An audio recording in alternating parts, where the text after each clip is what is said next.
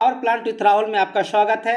आज मैं आपको टरबाइन का कुछ इंटरनल्स फोटोज एंड उसका वीडियोस लेके मैं आया हूँ जो आपको कंसेप्ट क्लियर करने में हेल्प मिलेगा। वो यहाँ पर आपको इस फोटो में एचपी टरबाइन दिख रहा होगा। एचपी टरबाइन जो होता है वो 17 स्टेज का टरबाइन होता है ये, और ये सिंगल फ्लो टरबाइन इसको बोलते हैं। और इसमें आउटर केसिंग है और इसके अंदर एक इनर केसिंग होता है। आउटर केसिंग जो होता है वह बैरल टाइप का होता है, जिसमें कि neither N axial nor a radial flange होता है, और उसका परफेक्ट एसामेट्रिकल डिजाइन होता है केसिंग का, and uniform wall thickness at all the sections होता है। इसके अंदर में आपका इनर सेक्शन होता है। इनर सेक्शन के में आपका स्टेशनरी ब्लेड माउंटेड होता है, और ये एक्सली स्प्लिट होता है and supported so as to be free to move in the response to thermal expansion. Means ये फ्रीली एक्सपेंड करता है रेडियली इन ऑल डायरेक्शन में, and actually from the fix point. Fix point आपका 2 number bearing होता है, और वहीं से आपका ये एक्सपेंड करता है। इसके एडमिशन साइड में आपका 4 प्रोजेक्शन पार्ट होता है इनर केसिंग में, और एग्जॉस्ट साइड में आपका 3 प्रोजेक्शन पार्ट होता है, और इसके corresponding outer section outer casing में भी ग्रुप रहता है, जिस ग्रुप के ऊपर वो बैठ जाता है। वो देखिए यहाँ पे आपको जो फोटो दिख रहा होगा वो आईपी टरबाइन का। आईपी टरबाइन टोटल 24 स्टेज का होता है। डबल फ्लो टरबाइन आप दिख रहा है, इसमें डबल फ्लो टरबाइन है 12x2 का, ठीक है। और इसका का सारा ब्लेड भी होता है रिएक्शन टरबाइन का होता है, रिएक्शन ब्लेड होता है। 50% रिएक्शन मीन्स आपका प्रेशर ड्रॉप जो है वो मूविंग ब्लेड में भी करेगा, और आपका फिक्स ब्लेड में भी करता है ये, ठीक है। और इसमें जो बीच में आपको गैप जो दिख रहा होगा वो एक्सट्रैक्शन के लिए होता है। एक्सट्रैक्शन में देखिए आपका जो 3 होल आपका दिख रहा होगा, यहाँ से हम लोग एक्सट्रैक्शन स्टीम निकालते हैं। ये जो स्टीम जो होता है आईपी टरबाइन से निकलता है, और वो आपका स्पीटर 5N एंड 5B में जाता है एक सर्टेन प्रेशर एंड टेम्परेचर पे, ठीक है। और सारा ब्लेड जो दिख रहा होगा इसमें वो सब भी all blades are 50% reaction turbine का ब्लेड होता है ये। यहाँ पे भी आपको फोटो में भी दिख रहा होगा, दोनों साइड से 3 होल है दिख रहा है, और गैप दिख रहा होगा। यहीं से हम लोग स्टीम को निकालते हैं, इनर केसिंग से आउटर केसिंग होते हुए आपका ये चला जाता है एस्पीटर 5A एंड 5B में। यहाँ पे जो दिख रहा है ये आपका जो एलपी टरबाइन का ब्लेड है, ये 6x2 स्टेज का है ये, ठीक है। यहाँ पे टोटल 12 स्टेज का है ये। और यहाँ पे जो आपका लास्ट स्टेज का 2 स्टेज का जो ब्लेड होता है विदाउट सराउंडिंग होता है। देखिए यहाँ पे सराउंडिंग क्यों करते हैं, क्योंकि यहाँ पे इसका मेन पर्पस है आपका स्ट्रेंथ प्रोवाइड करने के लिए। दूसरा, avoid the leakage of steam from the tip of the blade in reaction turbine, और ब्लेड को स्टेबलाइज करने के लिए देते हैं। इसका लास्ट का 2 स्टेज आप देख रहे हैं, इसमें सराउंडिंग नहीं है। ये ट्विस्टेड एंड टेपर्ड ब्लेड है। ये ट्विस्टेड एंड टेपर्ड ब्लेड का एक अपना अलग पर्पस है कि इसका स्ट्रेंथ प्रोवाइड करने के लिए होता है, इसका सेंट्रीफ्यूगल फोर्स को मिनिमाइज करने के लिए होता है, और टैपर्ड करते हैं from the tip to hub to reduce the weight of the peripheral portion of the blade and hub stress को। ये बहुत इंपॉर्टेंट चीज़ है। इसका लास्ट 2 स्टेज जो होता है वो ट्विस्टेड एंड टेपर्ड ब्लेड हम लोग इसको रखते हैं इसमें।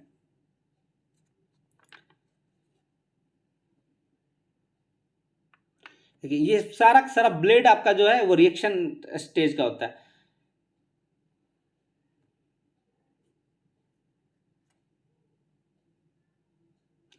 ये आपका आईपी टरबाइन का इनर केसिंग। आईपी टरबाइन का भी डबल केसिंग का होता है। इनर केसिंग का आप फोटो देख रहे हैं इसमें, उसके बाद आउटर केसिंग का आपको फोटो आएगा।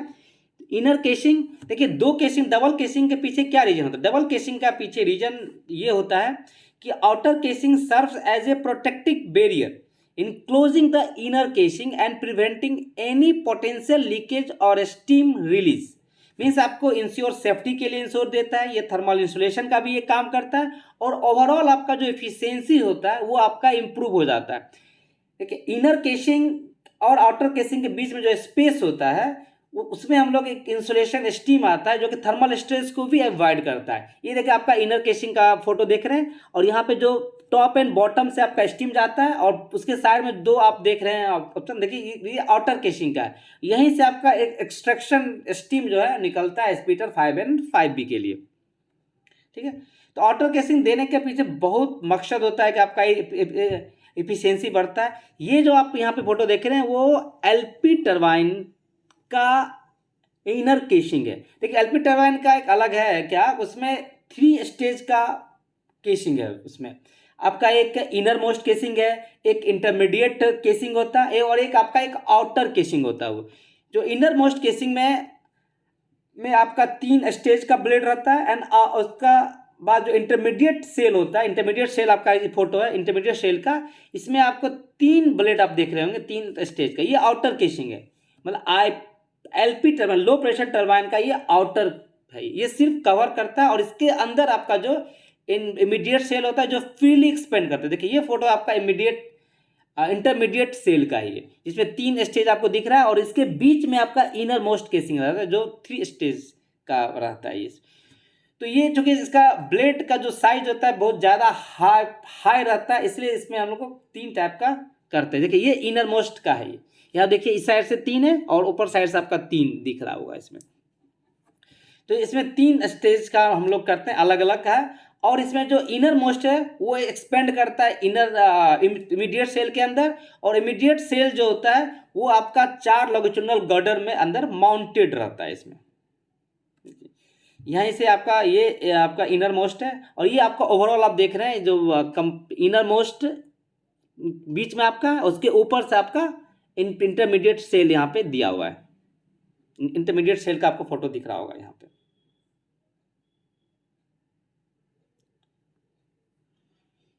ये स्टेशनरी गाइड वैन है जहाँ से जो स्टीम को गाइड करता है बाहर निकलने के लिए।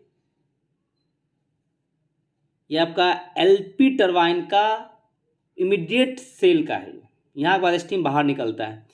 ये देखिए ये आपका जो देखिए कितना कम गैप है आपका moving blade and fix blade का। मैंने एक वीडियो बनाया है, इसमें आपको दिख रहा होगा कि आपका मूविंग ब्लेड और साइड में आपका फिक्स ब्लेड है। देखिए बीच में कितना गैप रहता है।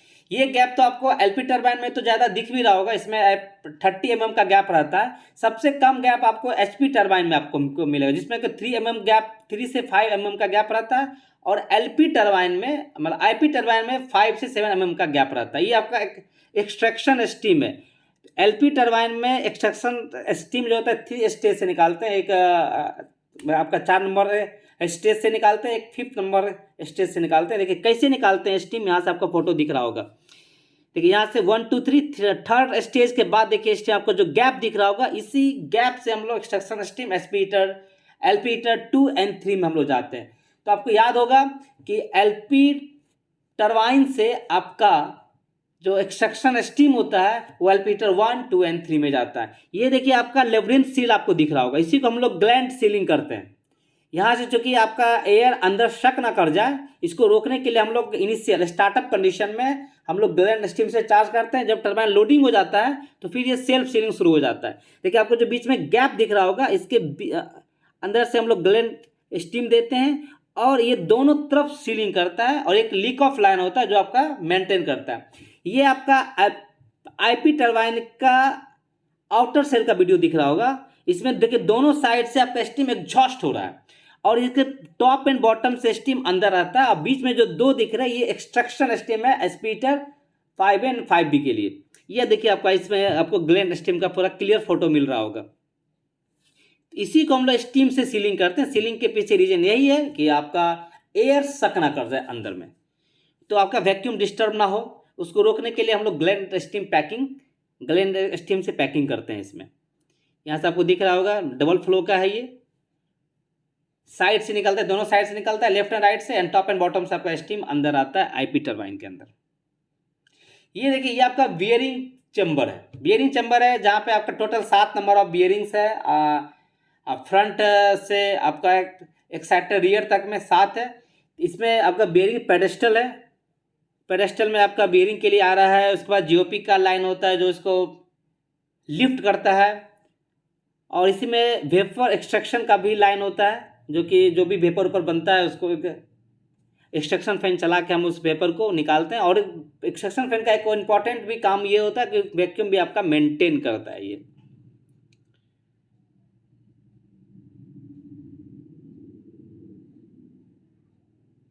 देखिए आपको क्लियर फोटो है यहाँ पे।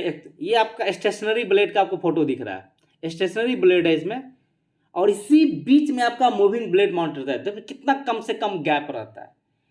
ये गैप एसपी टरबाइन में तो बहुत ही कम है, 3 से 5 mm का। आईपी टरबाइन में 5 से 7 mm का बीच गैप रहता है और एलपी में थोड़ा गैप ज़्यादा रहता है। और ये जो बीच में गैप आपको दिख रहा है ये एक्सट्रैक्शन स्टीम निकालने का गैप रहता है। इस वीडियो का क्लियर मकसद ये था कि आपको एक इंटरनल कंसेप्ट पिक्चर बने कि कहाँ कैसे स्टेशनरी ब्लेड कैसा रहता है, मूविंग ब्लेड कैसे रहता है उसमें। देखिए ये मतलब ये आपका एलपी टरबाइन का, देखिए एलपी टरबाइन से जो क्रॉस अराउंड पाइप के थ्रू आईपी से एलपी में आता है दोनों साइड से, ये स्टीम यहाँ पे आता है और ये साइड फ्लो होता है, दोनों साइड फ्लो होता है। और ये यहाँ ये जो आपको फोटो दिख रहा होगा, ये आपका यहीं से आपका कंडेंसर की तरफ स्टीम चला जाता है। यहाँ पे एक रास्ता ये जो बना हुआ है, बाउंड्री लेयर फ्लो होते हुए नीचे चला जाता है आपका। यहाँ पे ये आपको दिख रहा है, दोनों साइड से स्टीम आता है क्रॉस अराउंड पाइप से। ये बियरिंग चैम्बर है आपका, बियरिंग चैम्बर के बगल में ग्लैंड सीलिंग भी रहता है, लिब्रेन सील कहते हैं इसको, और एक साइड में सी थ्रो सीलिंग होता है। और इसी लिब्रेन सील के बीच, लिब्रेन सील सिंपल क्या है कि शाफ्ट में ग्रूव रहता है और केसिंग में ग्रूव रहता है, दोनों के एक दूसरे के ग्रुप पे ये बैठ जाता है, फिट बैठ जाता है।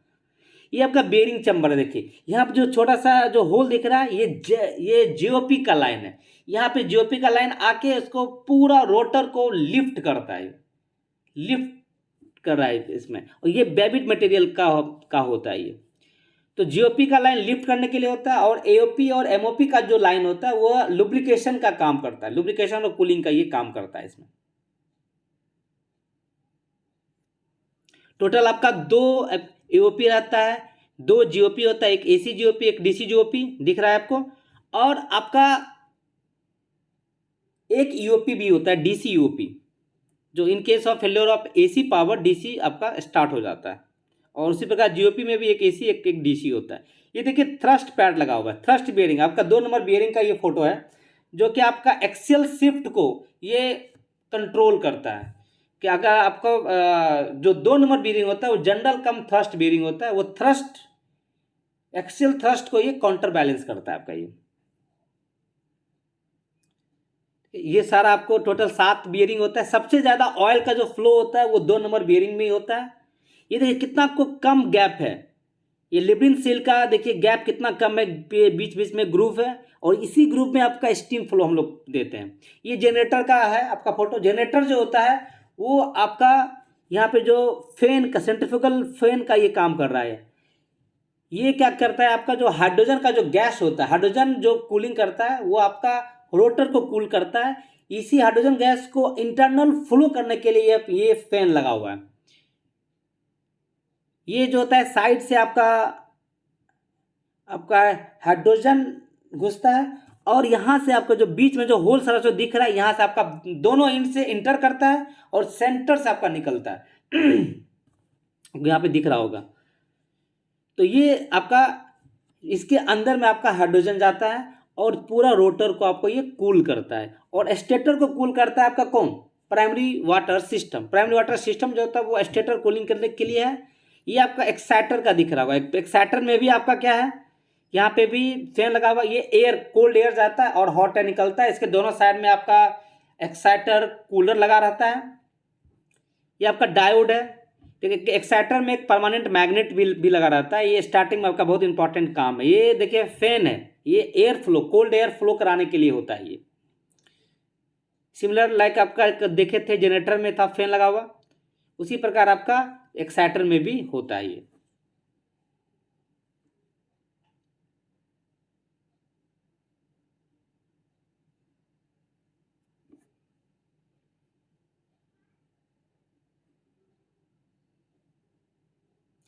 मैं इस सारा टॉपिक का एक डिटेल वीडियो बनाऊंगा, एक एक टॉपिक का। अभी मैं आपको सिर्फ ओवरव्यू के लिए वीडियो में बना दिया हूं, ताकि आपको एक पिक्चर मिले, क्लियर पिक्चर आ जाए। ये देखिए stop valve and control valve का बहुत इंपॉर्टेंट काम है। देखिए स्टॉप और कंट्रोल वाल्व में भी आपको एक ग्रुप बना हुआ है। एसपी टरबाइन का आपका stop valve and control valve होता है। एसपी टरबाइन का जो स्टॉप वाल्व होता है वो spring action single seat valve होता है, और कंट्रोल वाल्व जो होता है वो सिंगल सीट डिजाइन, इसमें डिफ्यूजर रहता है ताकि रिड्यूस द प्रेशर लॉसेज होता है। देखिए इसमें भी आपका लिब्रिन सील रहता है, सीलिंग करने का काम करता है ये। तो आईपी टरबाइन में भी आपका 2 स्टॉप वाल्व कंट्रोल वाल्व होता है, एसपी टरबाइन में भी stop valve and control valve होता है। यहाँ देखिए ड्रेन लाइन है, ये यहाँ ड्रेन से हम लोग जो है कंट्रोल कूलिंग भी करते हैं, और यहाँ से हम लोग इसको हीटिंग भी हम लोग करते हैं stop valve and control valve को। देखिए ये जो है आपका जो टरबाइन जो है और स्टॉप वाल्व कंट्रोल वाल्व जो कनेक्टेड है, ये कॉलर कपलिंग होता है और इसका connected to the inlet connection of the outer casing by breech nut through buttress thread, आपको दिख रहा होगा। और इसको जो सीलिंग करते हैं यू सीलिंग से सीलिंग करते हैं इसमें। ये आपका स्टॉप वाल्व देखिए यही आपका पिस्टन है जो कि मूव करता है stop valve and control valve के अंदर ये। और इसका गवर्निंग सिस्टम में बताऊंगा। देखिए ये आपका यही जाके आपको वाल्व को क्लोज कर देता है, रास्ता को क्लोज कर देता है ये। मैं आपको स्टॉप वाल्व के इंटरनल मैकेनिज्म के बारे में बताऊंगा कि किस प्रकार से स्टॉप वाल्व 0.2 सेकंड में आपका क्लोज हो जाता है। अगर आपका ट्रिप ऑयल प्रेशर 0 होता है तो 0.2 सेकंड में आपका स्टॉप वाल्व को ये बंद कर देता है। और प्रत्येक stop valve and control valve को ऑपरेट करने के लिए आपका एक सर्वो मोटर लगा रहता है। ये सर्वो मोटर है आपका जो गियर से के साथ कनेक्शन है। मोटर को आप स्टार्ट करके जैसे अगर आपको ईटीटी करना होता है तो यही मोटर को चला के आप उसको स्टॉप वाल्व को क्लोज या ओपन या कंट्रोल वाल्व को आप क्लोज एंड ओपन कर सकते हैं। और स्टॉप वाल्व कंट्रोल वाल्व में आपका सब में स्प्रिंग रहता है और स्प्रिंग का बहुत इंपॉर्टेंट काम होता है। स्प्रिंग के अगेंस्ट में ही ट्रिप ऑयल जाके इसको करता है। जैसे ट्रिप ऑयल 0 होगा ये स्प्रिंग फोर्स से आपका तुरंत बंद हो जाता है स्टॉप वाल्व 0.2 सेकंड में। देखिए डबल हेलिकल स्प्रिंग रहता है स्टॉप वाल्व कंट्रोल वाल्व के अंदर और ये कंप्रेस्ड कंडीशन में रहता है। देखिए ये जो आपको बकेट दिख रहा है इसके अंदर ही आपका ये वाल्व रहता है। स्प्रिंग अंदर इसके अंदर ही रहता है। ये आपका एमओपी का देख रहे हैं, ये डबल फ्लो एमओपी 1850 आरपीएम के बाद एमओपी एक्शन होता है जो कि आपका लूब ऑयल का काम करता है ये आपका। और इसके बगल में जो आपको फोटो दिख रहा है ये आपका हाइड्रोलिक स्पीड ट्रांसड्यूसर है आपको। और इसके बगल में जो आपको दिख रहा है ये प्राइमरी ऑयल पंप है ये जो कि आपका स्पीड को सेंस करके लोड को सेंस करके आपका प्राइमरी ऑयल जो जाता है आपका जो स्पीडर गियर में जाता है। और इसके बगल में आपका ये हाइड्रोलिक टर्निंग गियर है। ये देखिए ओवर स्पीड ट्रिपिंग का यही आपका शाफ्ट में माउंटेड रहता है गियर कपलिंग के थ्रू। और जैसे ही आपका आरपीएम बढ़ता है तो ये जो आपका जो बॉल है ये बाहर निकल के और इसमें 2 लीवर रहता है। मैं आपको फोटो दिखाऊंगा। 2 लीवर है दोनों तरफ आपका ना एक बड़ा वॉल एक छोटा वॉल रहता है। और इसको हम लोग देखिए यहाँ पे जो आपका 2 लीवर दिख रहा है इसी लीवर पे ये स्ट्राइक करता है और ऑक्स ट्रिप ऑयल को ये 0 कर देता है। ऑक्स ट्रिप ऑयल आपका 0। और जब आपका इसको टेस्ट करना होता है टेस्ट करने के लिए ओवर स्पीड रिलीज डिवाइस होता है जहाँ पे हम लोग टेस्ट ऑयल को जनरेट करते हैं। और टेस्ट ऑयल जनरेट करके हम इस बॉल को जो सेंट्रिक बॉल होता है इसको बाहर निकाल के हम लोग ऑक्स ट्रिप ऑयल को 0 करते हैं। देखिए यही ऑक्स ट्रिप ऑयल को यहाँ पे लीवर पे स्ट्राइक करता है और ये आपका पायलट वाल्व को स्लाइड करके ऑक्स ट्रिप ऑयल को ड्रेन से कनेक्ट कर देता है ये वोल्ट को। और ये आपका जो होता है गियर कपलिंग से कनेक्ट करता है। ये सारा चीज़ आपको फ्रंट पेडेस्टल बेयरिंग में ही मिलेगा जहाँ पे आपको hydraulic speed transducer electric speed transducer gear coupling over speed trip MOP सारा चीज़ वहीं पे आपको मिलेगा फ्रंट पेडेस्टल में। यहाँ पे आपको इस फोटो में गवर्निंग प्रोटेक्शन रैक है। ये आपका जो स्टार्टिंग डिवाइस एंड स्पीडर गियर है। यहाँ पे आपको ये देख रहे हैं सामने ये आपका जो है 3 जो दिख रहा है आपको ये ओवर स्पीड रिलीज डिवाइस है। इसको हम लोग ओवर स्पीड अगर टेस्ट करते हैं तो इसका काम आता है। जो साइड में अभी ये आपका वैक्यूम ट्रिप डिवाइस है। वैक्यूम ट्रिप जब आपका 0.3 से वैक्यूम अगर बढ़ता है तो टरबाइन को ये ट्रिप करा देता है। तो ये आपका वैक्यूम ट्रिपिंग डिवाइस है ये आपका। और ये आपका क्या टेस्ट वाल्व। देखिए 2 एचपी टरबाइन में 2 स्टॉप वाल्व होता है तो स्टॉप वाल्व को खोलने के लिए टेस्ट वाल्व होता है ये आपका MTV है main trip valve. Main trip valve यहीं से आपका trip oil and aux trip oil generate होता है। यहाँ पे कंट्रोल ऑयल आता है ऑक्स ट्रिप ऑयल पहले आपको aux trip oil and trip oil होता है जनरेट। और यहाँ पे आपको जो फोटो दिख रहा होगा ये आपका मैनुअल हैंड ट्रिप है। आपको इसको जाके इसको प्रेस कर देना है ऑक्स ट्रिप ऑयल को 0 कर देता है। ये आपको साइड में जो दिख रहा होगा ये चेंज ओवर वाल्व है। इसका काम एटीटी में बहुत इंपॉर्टेंट काम होता है जहाँ पे आपको अगर मान लो कि किसी भी प्रोटेक्शन डिवाइस को अगर आपको चेक करना हो तो ये चेंज ओवर वाल्व का बहुत इंपॉर्टेंट काम होता है। ये 2 सिलेंडर वाल्व को एनर्जाइज करके हम लोग करते हैं। यहाँ पे आपको जो दिख रहा होगा ये CRH NRV ओपनिंग करने के लिए है, और इसके बगल में ये जितना भी एक्सट्रैक्शन वाल्व होता है उसको ऑपरेट करने के लिए होता है। यहाँ पे ये 5 एक्सट्रैक्शन वाल्व है, क्योंकि 6 नंबर में तो कोई वाल्व भी नहीं होता है। जो आपका HP 6N एंड 6B में जाता है उसमें बीच में कोई वाल्व नहीं होता है, जो CRH लाइन से टैपिंग लेते हैं। और इसमें आपका ये यहाँ पे आपको ट्रिप ऑयल जाता है, और ट्रिप ऑयल वहाँ पे उसको जाके ओपन करता है, और सारे एक्सट्रैक्शन वाल्व में आपका चेंज ओवर वाल्व रहता है।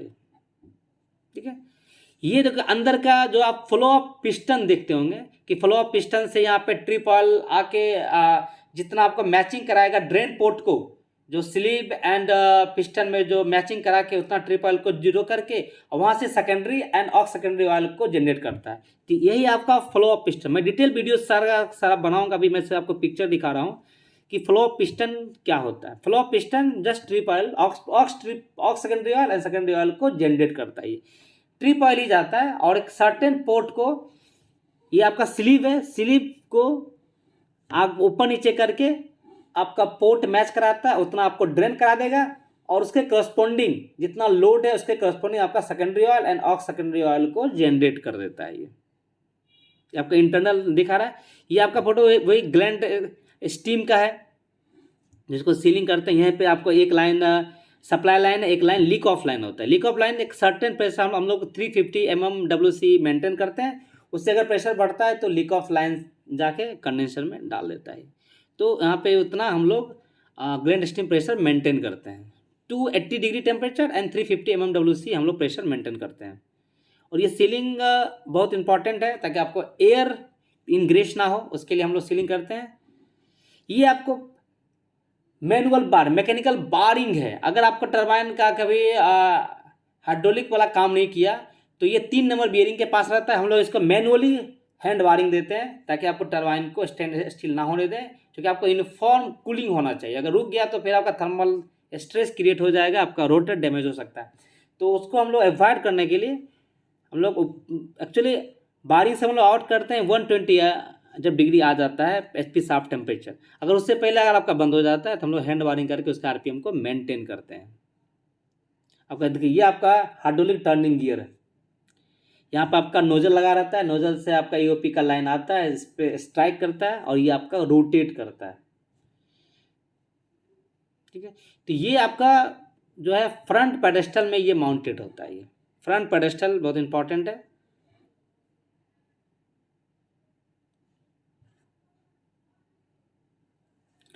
ये आपका जनरेटर का एंड सील, दोनों तरफ आपका एंड सील रहता है। इसमें आपको जो सील ऑयल सिस्टम है यहीं पे रहता है। दोनों एंड में आपका सील ऑयल सिस्टम रहता है, जहाँ पे आपका एयर साइड एक सीलिंग करते हैं, हाइड्रोजन साइड सीलिंग करते हैं, और एक आपका रिंग रिलीफ वाल्व होता है। जो सील रिंग होता है उसको भी हम लोग बैलेंस करने के लिए एक रिंग रिलीफ वाल्व होता है जिसका प्रेशर ज़्यादा रहता है।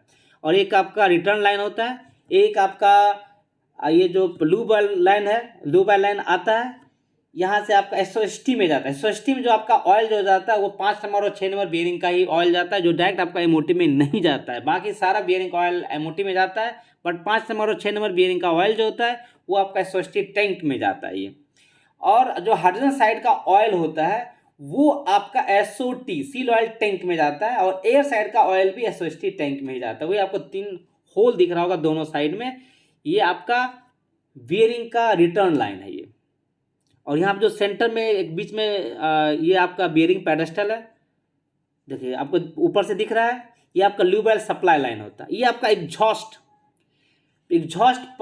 फैन चला के हम लोग बियरिंग में जो भी आपका वेपर बनता है उसको निकालते हैं।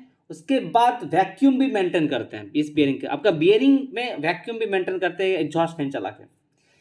ये आपका जनरेटर का है, प्राइमरी ऑयल सिस्टम का, प्राइमरी वाटर सिस्टम का ये लाइन है। आपका प्राइमरी वाटर सिस्टम का क्या काम होता है? स्टेटर को कूल करने के लिए यहाँ पे 6 नंबर बियरिंग के साइड से आपका प्राइमरी ऑयल स्टेटर एक हॉलो वार होता है, उसके अंदर से घुसता है, इंटर करता है, और आपका जनरेटर का जो 4 नंबर बियरिंग के साइड्स 5 नंबर बियरिंग के साइड से ये निकलता है, 6 नंबर बियरिंग से इंटर करता है, 5 नंबर बियरिंग साइड से ये निकलता है, प्राइमरी वाटर सिस्टम स्टेटर को कूल करता है। यहाँ देखिए आपका पाइप दिख रहा है, बहुत सारा होज पाइप से एक रिंग साइड हेडर रहता है, उसी हेडर से आपका अंदर घुसता है और उसके दूसरे एंड में भी रिंग साइड हेडर से आपका होज पाइप से आता है और इसी होज पाइप से आया रिंग हेडर से आपका एक पाइप दिख रहा होगा, यहाँ से आपका प्राइमरी वाटर टैंक रहता है, आपका यू शेप का जनरेटर के ऊपर यू शेप का प्राइमरी वाटर टैंक रहता है। ये देखिए एक स्टेटर कोर आपको दिख रहा होगा, ये हॉलो रहता है, इसी के अंदर आपका वाटर रहता है। इसलिए हम लोग प्राइमरी वाटर का कंडक्टिविटी हम लोग में बहुत कम रखते हैं ताकि वो कंडक्टिव ना हो जाए, ठीक है।